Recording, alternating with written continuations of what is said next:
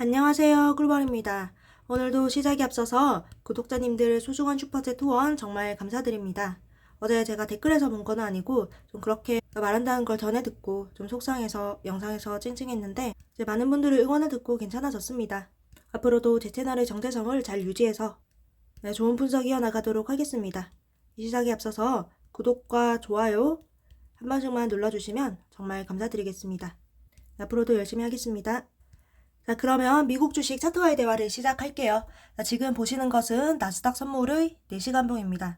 정말 많은 사람들이 이 구간에서 조정을 받지만 조정 주지 않고 이런 식으로 농락하는 무빙이 있을지언정 결국에는 올렸습니다. 자, 그래서 저는 계속해서 상승을 받고 이제는 단기적인 조정 또는 횡보의 관점을 보겠습니다. 제가 횡보라는 말을 붙이는 이유는 이 단기적인 조정이 이렇게 크게 빠지는 것을 말하는 게 아니라 여기서 이런 식으로 그냥 횡보를 하거나 아니면은 빠지더라도 2800은 지키면서 빠지는 것.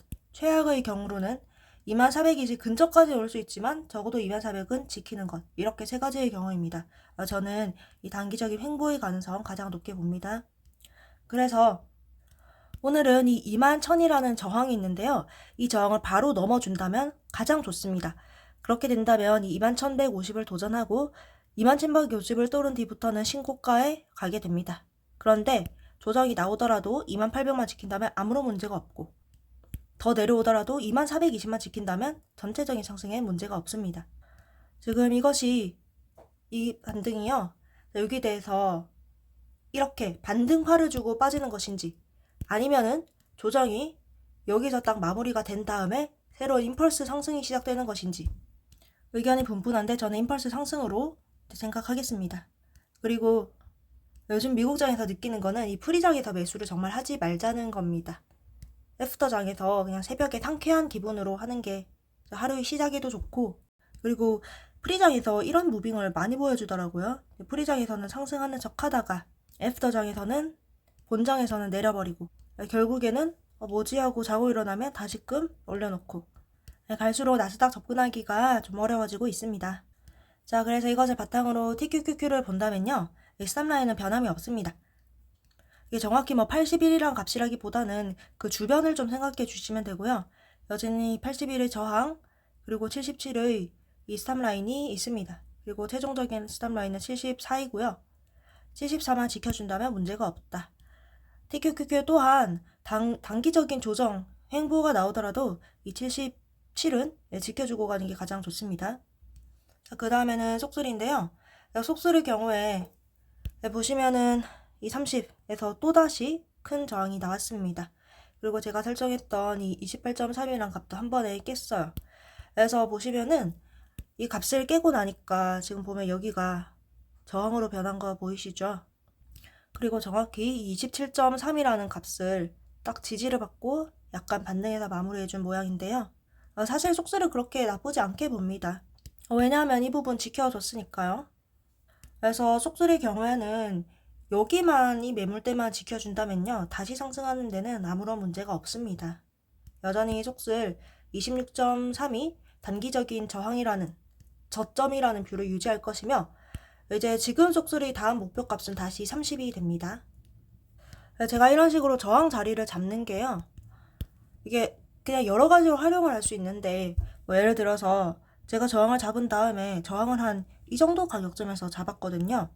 그래서 이거를 보고 속술이 이 가격이 오더라도 속술이 이제 상승하나 보다 하고 포모의 추격 매수 방지할 수 있고요. 왜냐면 이 29 중반대의 가격에서 30은 너무 저항에 가깝잖아요. 그리고 내가 단기적인 물량을 여기서 한번 담아봤다면 여기도 일부 매도를 할 수도 있겠죠. 아니면은 속슬이 30 오는 것을 보고 속세스 진입했을 수도 있겠습니다. 그래서 이런 라인들은 이제 개인의 선택에 따라서 활용하면 된다. 그렇게 보고 있으며 속슬이 어제 비록 좀 하락했다 하더라도 27.3을 지켜줬기 때문에 상승에는 아무런 문제없이 괜찮고 30 목표. 잠깐 걸리는 것은요. 자, 속술의 경우에는 이 볼리저 밴드 중단선 여기가 22평이거든요. 이 위로 좀 올라왔다가 다시 여기를 이런 식으로 깨는 움직임을 보여줬습니다. 그래서 지금 22평 밑에서 마무리를 했죠. 그래서 빨리 22평 위로 다시금 주가가 좀 올라오는 게 좋겠습니다. 이렇게 간다면 가장 좋습니다. 이렇게 가면 쏙쓸이 이평선도 쭉 돌려줍니다. 잠깐 이평선 켜보면 이 빨간색이 5위평인데요. 5위평 살짝 꺾였다가 다시금 이렇게 갈 수가 있겠죠. 자, 그 다음 USD이고 USD는 이 60이라는 단기적인 저점을 어떻게든 지켜주려는 모습을 보여주고 있는데 USD는 제가 말씀드린 것처럼 당분간은 관망입니다. 이 66을 저항을 뚫기 전까지는 계속해서 관망하겠습니다. 제가 보는 지금 USD의 저항 구간은 68.5 하나 그리고 66 이렇게 있습니다. 만약에 USD가 66 위로만 딱 올라와 준다면요. 얘는 다시금 단기적인 추세를 돌린 것이기 때문에 접근을 좀 해올 수가 있다. 그렇게 되면 이 4시간봉 22평도 위로 돌리게 되고 그리고 지금 볼린저 밴드가 이런 식으로 벌어지고 있거든요. 아래로 추세가 나오고 있다는 뜻인데 이 아래로 열리는 추세를 66 위로 올라온다면 딱 이렇게 볼린저 밴드를 닫아주게 됩니다. 그렇게 된다면 여기서 하락하는 가능성보다는 이런 식으로 횡보를 하다가 다시금 위로 갈 수 있는 가능성을 열어줍니다. 그래서 USD는 당분간 관망 66 위로 올라오는지 체크. 그리고 속슬은 죄송해요. 엔비디아 볼게요. 자, 엔비디아는 제가 137을 물론 깼긴 하지만요. 깼긴 하지만 이 근처에서 지금 주가가 마무리해준 모습입니다. 그리고 이 135.65 정확히 말하자면 여기서 꼬리 단 부분 있죠. 제가 여기에 엔비디아의 단기적인 저점 가능성을 열겠습니다. 그래서 USD랑 엔비디아가 지금 구간이 비슷한데요. USD건 엔비디아건 이제 이거 추세가 하락으로 쭉 분출을 한 파동이라도 최소 한 파동 더 빼고 가는가 아니면은 여기서 멈춰서 약간의 추세 반전을 노릴 수 있는가의 그 변곡에 있다고 생각을 합니다. 그래서 엔비디아의 경우에는 이 135.65라는 수치가 단기적인 저점일 가능성이 있으며 여기를 기반으로 해서 이런 식으로 하락으로 추세가 터지던 볼린저 밴드를 살짝 닫으면서 위로 가는 움직임을 생각해 볼 수가 있다. 그래서 엔비디아는 여기서 가서 다시금 137로 안착을 해준 다음에 141 위로 주가를 돌린다면 엔비디아는 다시금 상승을 볼 수가 있습니다. 그런데 이게요, 뭐 지금 자리에서 사세요 아닌 거는 아시죠? 여전히 지금 단기적인 추세 자체는 하락입니다. 근데 저는 역추세 베팅을 좋아하지 않기 때문에 저것을 단기적인 저점으로 본다 할지라도 뭐 NVDL이라든가 이런 걸 사지는 않습니다. 그래서 뭐 저희 스타일은 그렇고요. 어쨌든 적어도 4시간봉이라는 의미 있는 단위에서 요런 양봉의 모양은 하락하던 와중에서는 좀 긍정적이다. 그런데 이 135 여기를 깬다면요. 진짜 답이 없습니다. 그렇게 된다면 이거 확정이라고 봅니다. 그래서 이것을 NVDL 2배 레버리지로 본다면 69.4가 단기적인 저점이 됩니다. 가능성이 높다는 것이지 100%가 아니기 때문에 전대산 베팅 이런 거는 좀 무리입니다. 마지막으로 테슬라입니다. 테슬라가 최근에 변동성이 굉장히 심했어요. 프리장에서 개미들 다 태우고 갔다가 본장에서 꼬꾸라받고 이게 TSL의 2배 레버리지로 환산하면 거의 13%거든요. 그런데 이제 저는 사실 테슬라를 크게 보면 전부 다 횡보로 봅니다. 그리고 4시간봉 22평 지켜서 괜찮다. 근데 사실 테슬라는 여기서 한 파동 더 빠질 가능성이 높기는 합니다. 일봉 단위로 본다면 장악형 음봉이 떴고요. 이 다음에도 이 음봉을 잡아 먹어버리는 양봉이 아니라 또다시 약한 음봉이 떴습니다. 사실 그렇게 지금 테슬라의 단기적인 상황이 좋진 않죠. 그렇기 때문에 이 335라는 스탑라인은 깨질 가능성이 높습니다. 이 300을 지켜준다면요.